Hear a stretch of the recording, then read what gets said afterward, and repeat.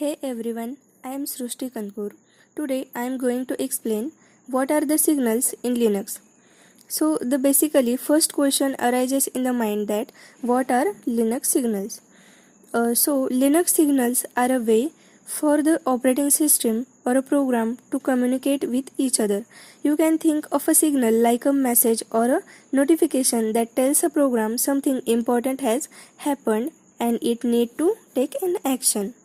The second question arises that why do we need the signals?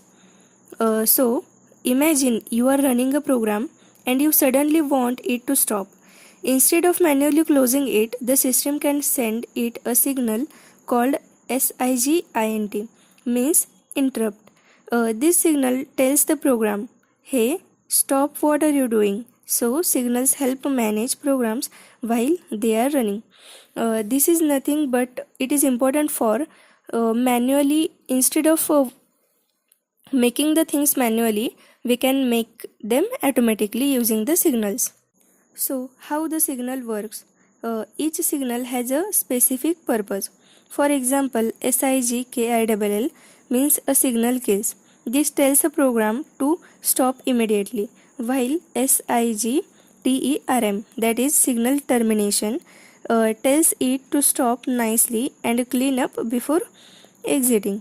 This program receives the signal and reacts in a predefined way. Sometimes the program can even be written to handle the signal in a special way that an important event has occurred.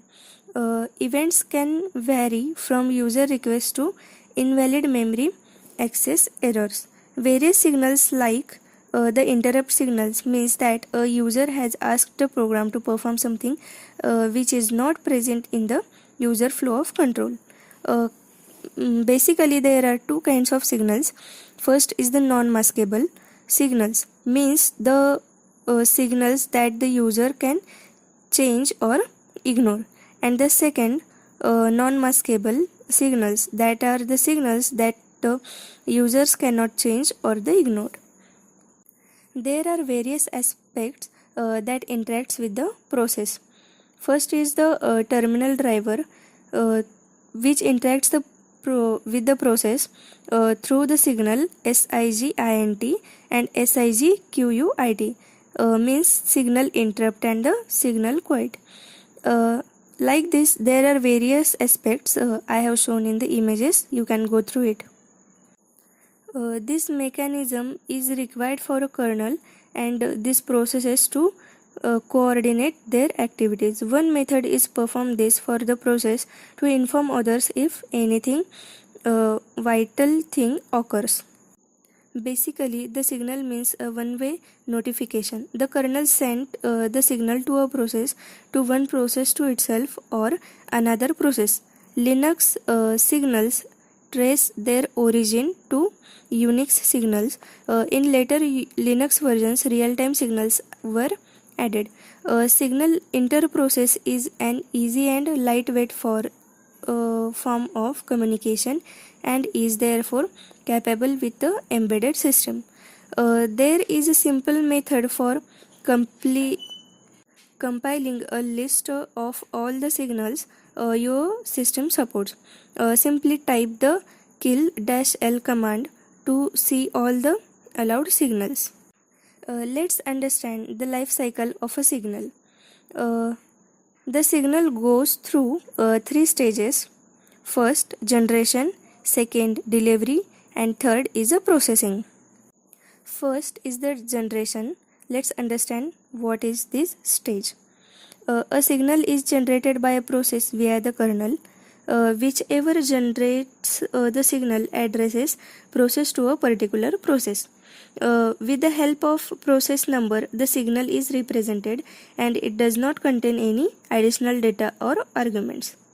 This is the first generation. Another means the second is delivery. We said that the signal remains pending until it is delivered.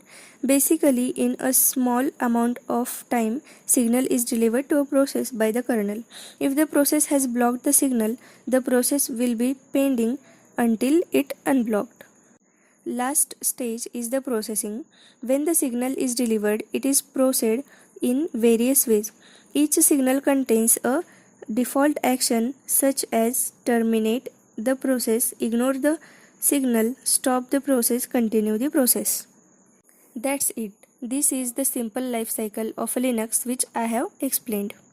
So guys, the Linux signal मतलब Linux signals very essential है understand करने के लिए कि actually how they process. So guys मिलते हैं next series में.